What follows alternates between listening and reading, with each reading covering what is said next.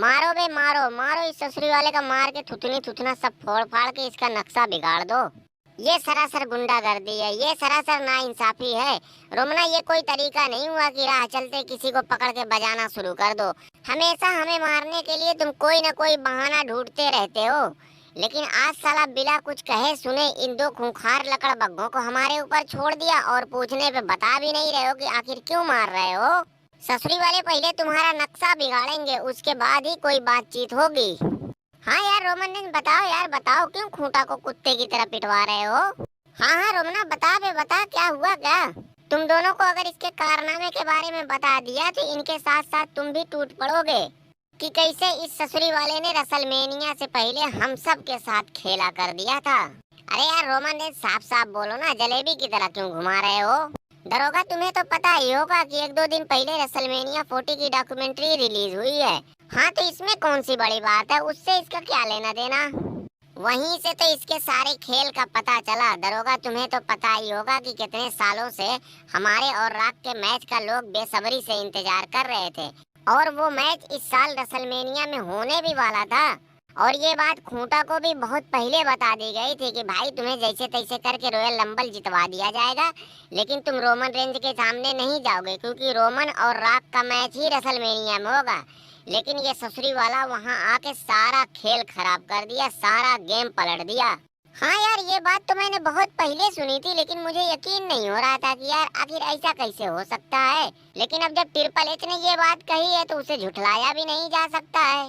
हाँ तो सुनो तो आगे क्या हुआ है। तो भाई इसका ये तय हुआ था कि इसे जैसे तैसे रॉयल रंबल जितवा तो दिया जाएगा, लेकिन जब रॉक का रिटर्न होगा तो वहाँ आके ये कुछ उल्टी सीधी हरकत नहीं करेगा। लेकिन ये ससुरी वाला स्मैकडाउन पे आके जानबूझ के गोबर ऐसा रोना मुंह बना के लोगों के सामने खड़ा हो गया, और ऐसा रोना मुंह बनाया, ऐसा रोना मुंह बनाया कि लोग इसके झांसे में आ गए।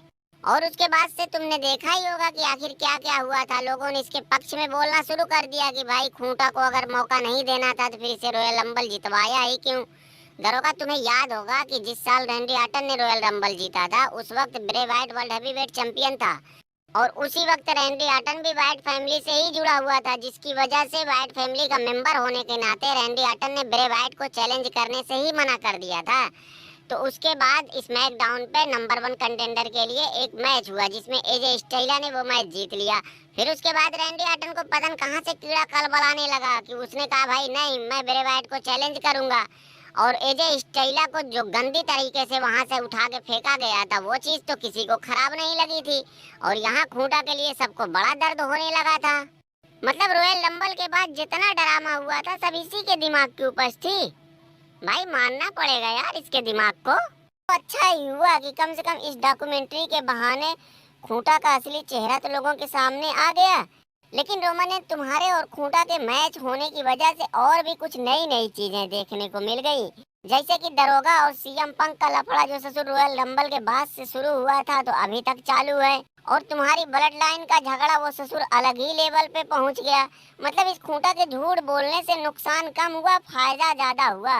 अलेक मामबा, तुम्हारी बात अपनी जगह बिल्कुल सही है। हमारे और खूंटा के मैच होने की वजह से बहुत कुछ नया नया देखने को मिला। साले रोमनी रोमना, जब तुम्हारे हिसाब से सब कुछ ठीक ही है तो फिर हमें क्यों पिटवा दिया। देखो साला कैसे इन लोगों ने मार के हमें कुत्ता बना दिया, ऊपर से ये तुमासो खांचा भी हमारे ऊपर टूट पड़ा। सच में यार, ये जब खांचना शुरू करता है तो इसके आगे हकीकत में हाथी घोड़ा फेल हो जाते हैं। और अब तो रसलमेनिया भी खत्म हुए महीनों हो गए, फिर भी तुम हमारे पीछे पड़े हुए हो। वो बस मैं अपने मन की भड़ास निकालने के लिए तुम्हें कुटवा रहा था। रोमन रेंज सिर्फ खूंटा ही क्यों, इसके दुमछल्ले से तरालेन को भी लपेटो। ये देखो बड़ी मेहनत से हाथ लगा। रोमन रेंज, मैं तो कहता हूँ कि खूंटा के बजाय सितरालिन का नक्शा बिगाड़ दो। अरे भाई डेमियन प्रीस्ट, मैं अब उसका क्या करूँगा, जब उसे धर ही लिया है तो ले जाओ कहीं अठन्नी चवन्नी की तरह खर्च कर दो। वैसे भी तुम्हारा और इसका मनी इन द बैंक में वर्ल्ड हैवीवेट चैंपियनशिप के लिए मैच तो होना ही है। अब जब तुम्हारा और इसका सिस्टम बना ही हुआ है तो तुम खुद ही हाथ साफ कर लो। लगे हाथ हमारी भी तरफ से थोड़ा सफाई अभियान चला देना, और क्या।